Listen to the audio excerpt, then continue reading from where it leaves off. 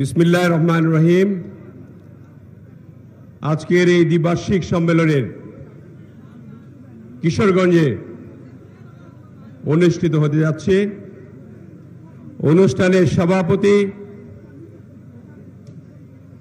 আপনাদের প্রিয় মুখ, যিনি ময়মনসিংহ বিভাগের সাংগঠনিক সম্পাদকের দায়িত্বে রয়েছেন, জনাব শরীফুল আলম, এবং উপস্থিত আজকে দূরদর্শী নেতা, আমাদের মাঝে দূরদর্শী নেতা, কথা খেয়াল রাখবেন, অনেক দূরের চিন্তা করে যিনি চলেছেন, সমাদৃত ব্যক্তি, সমাজে আমাদের দলের মাননীয় মহাসচিব জনাব মির্জা ফখরুল ইসলাম আলমগীর। আপনাদের হাতগুলি কি নিচে না রেখে দিচ্ছেন? উপরে উঠে হাততালি দেন তো তার জন্য একটা। সবগুলি 1 মিনিট হাততালি দেন। আমি মির্জা আলমগীর সাহেবের জন্য হাততালি চাই 1 মিনিট। এরকম নেতা আমার সঙ্গে একদিন আলাপ হয়েছিল আমাদের ভারপ্রাপ্ত চেয়ারম্যান সাহেবের। তিনি তো শুনছেন আজকে সব, এখন কিন্তু আমরা আছি, শুনছেন।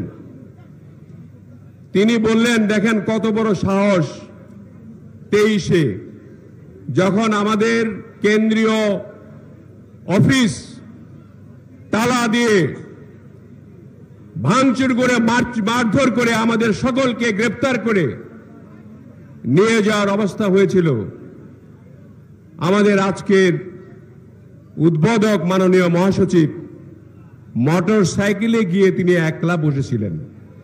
সেই নেতা তিনি আপনাদের কাছে এসেছেন আজকে। তার জন্য তার কথাগুলি মনোযোগ দিয়ে শুনতে হবে। আজকে এখানে উপস্থিত রয়েছেন আমাদের মাননীয় যুগ্ম মহাসচিব, যার কথা শোনার জন্য আপনারা বসে আছেন, জনাব সোহেল ভাই, প্রিন্স ভাই, এবং আপনাদের এই এলাকার প্রিয় নেতা, আপনাদের প্রাণের নেতা, ঢাকায় থাকলেও সার্বক্ষণিকভাবে এই এলাকার মানুষের খোঁজখবর রাখেন, আমাদের মাননীয় চেয়ারপারসনের উপদেষ্টা জনাব আব্দুল সালাম সহ আমাদের মঞ্চে উপবিষ্ট সকল নেতৃবর্গ, বিএনপির সহ সাংগঠনিক সম্পাদক দ্বয় এবং আমার সামনে উপস্থিত নেতৃবৃন্দ, বিভিন্ন থানা থেকে এসেছেন, সকলেই নেতৃবৃন্দ, আজকে সকলেই নেতা। আপনারা নেতারাই এই জেলার নেতার নির্বাচন করবেন আজকে, এটা সফল হোক, এবং সেখানে আপনারা যাকে মনে করবেন যোগ্য, সে যাতে নির্বাচিত হয়। আমার অনুরোধ এটা, আমার অনুরোধ হলো আপনারা তাকেই ভোট দিবেন যিনি আগামী নির্বাচনী বৈতরণা পার করতে সক্ষম হবে। এবং আমাদের নির্বাচনে অনেক আগে থেকে আমাদের ভারপ্রাপ্ত চেয়ারম্যান জনাব তারেক রহমান তিনি বলে আসছেন, এবারের নির্বাচন কিন্তু অত সহজ নয়, অনেক কঠিন। এই যে যারা পিআর করছে,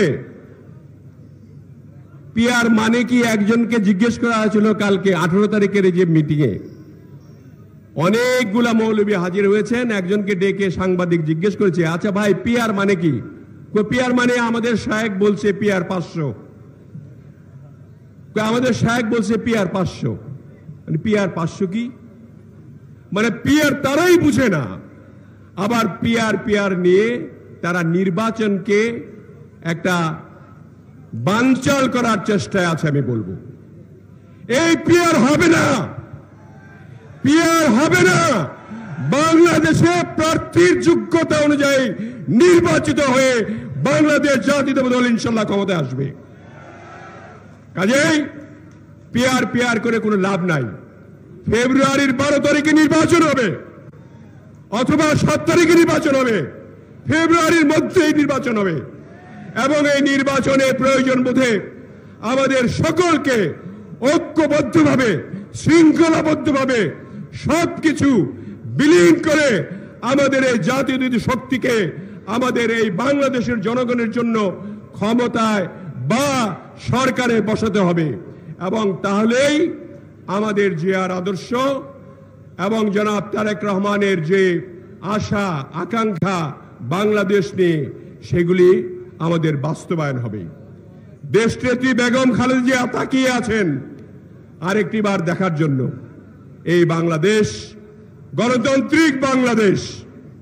আমার মনে আছে 23 তারিখে 26শে অক্টোবর আমার দায়িত্ব ছিল এই জেলার নেতৃবৃন্দের সঙ্গে আলোচনা করে 27শে অক্টোবরে আমরা যাব সেই আমাদের এই অনুষ্ঠানে, যেটা বিশাল মহাসমাবেশ ছিল।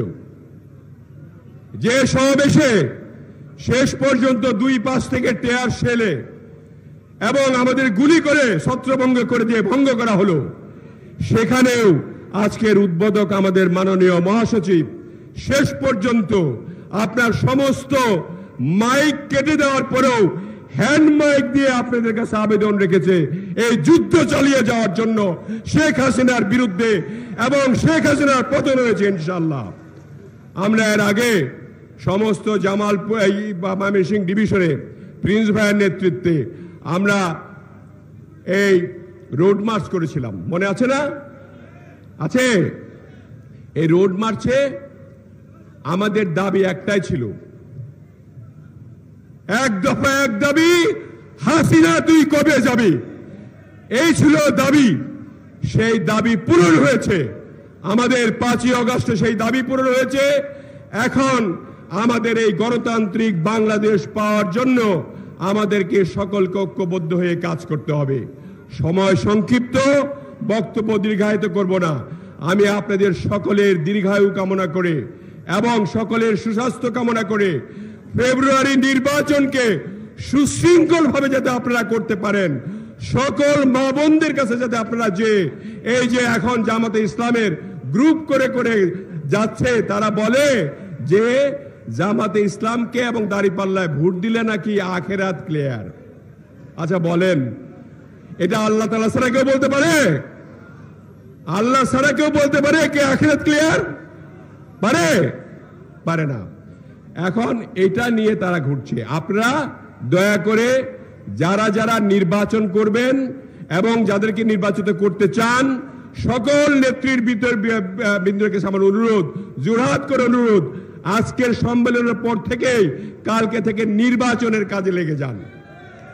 এই নির্বাচনের কাজে লাগলে ইনশাল্লাহ আমরা একটা সরকার গঠন করতে পারবো, যে সরকারটা হবে বাংলাদেশের জন্য একটি গণতান্ত্রিক সরকার। তাহলে শহীদ রাষ্ট্রপতি জিয়াউর রহমানের আদর্শ বাস্তবায়ন হবে এবং তারেক রহমানের যে আশা আকাঙ্ক্ষা আমাদেরকে নিয়ে সকলে ঐক্যবদ্ধভাবে সরকার পরিচালনা করে দেশকে উন্নতির পথে আমরা নিয়ে যেতে পারবো। এই বলে সকলকে আমি ধন্যবাদ জানিয়ে আমার বক্তব্য শেষ করলাম। আপনাদের এই কিশোরগঞ্জবাসীকে আবারও ধন্যবাদ। বাংলাদেশ জিন্দাবাদ, বাংলাদেশ জাতীয়তাবাদী দল জিন্দাবাদ, জনাব তারেক রহমান জিন্দাবাদ, দেশনেত্রী বেগম খালেদা জিয়া জিন্দাবাদ, শহীদ জিয়া অমর হোক। সকলকে ধন্যবাদ।